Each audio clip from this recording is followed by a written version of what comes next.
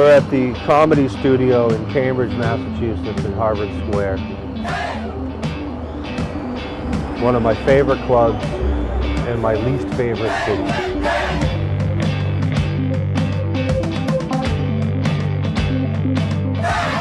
My name is Steve Halligan.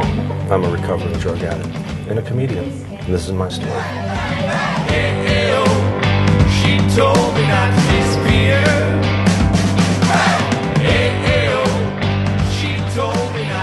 So my son, he doesn't really, he's going to ask me, how come I don't drink, and I can't tell him the real reason I quit drinking.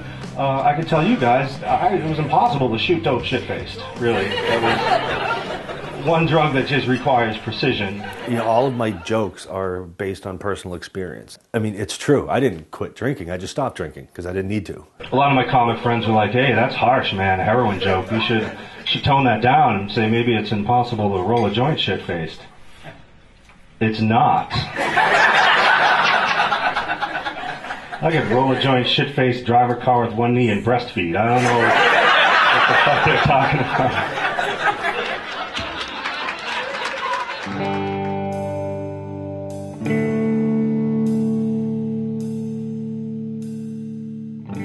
So how I got into comedy, I was 6 years clean. I was at a 12-step convention, and they had a comedy show, and I stuck around for the comedy show, and it turned out that the headliner of the comedy show was in recovery, and it was the whole theme of his act. And that's when I said, I think I can do this. And then I became friends with that guy.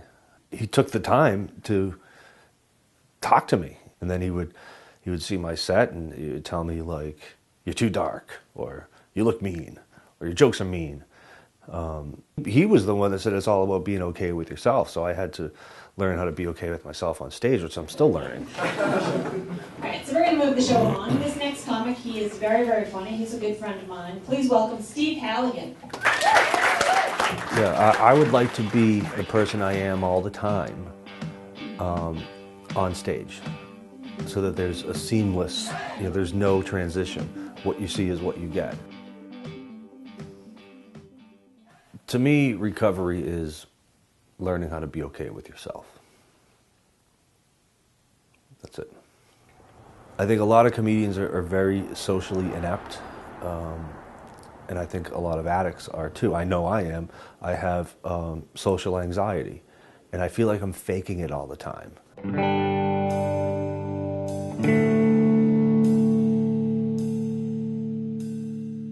One of the things that you learn is like to let them laugh, and let that first couple of rolls of laughter hit, and then maybe make a stupid face, and they keep laughing.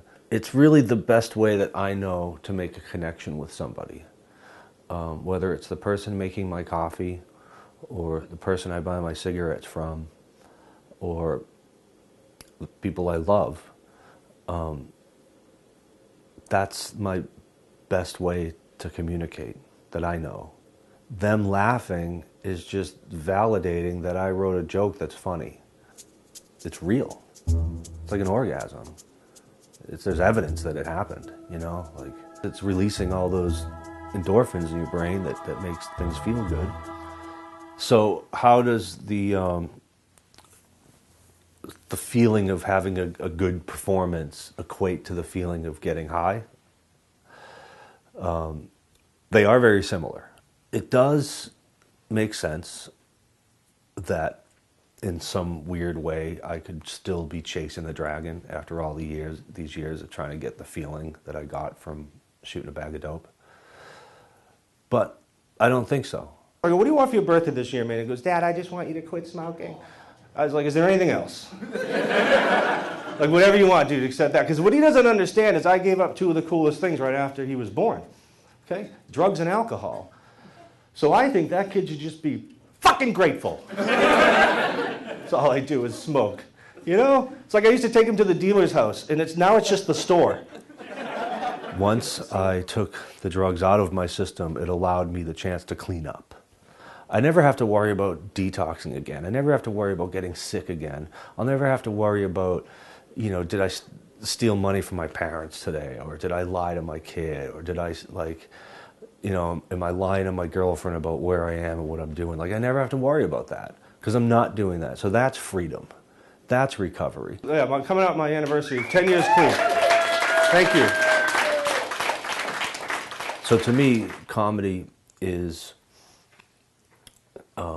it's another way that I can help recover. If recovery means learning how to be okay with myself, then that means if I'm okay with myself, then I can really try anything. So I also got a 4-year-old stepson. In case you guys don't know the difference, a step kid is the one you step over to get to your real kid.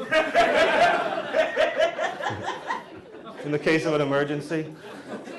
Doing comedy helps me fulfill something in me. I'm not sure what it is, but I know that I usually leave feeling better than when I came. Thank you very much. You got to do something else. Steve Halligan, back to your host. Thank you. It's tonight are the kind of nights where I'll go home and hate myself just a little bit less.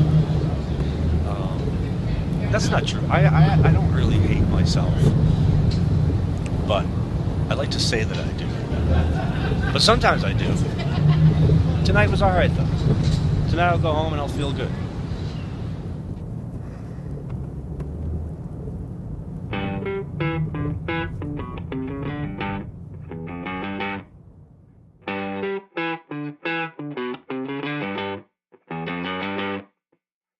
What good is a wooden leg when I'm always on the run?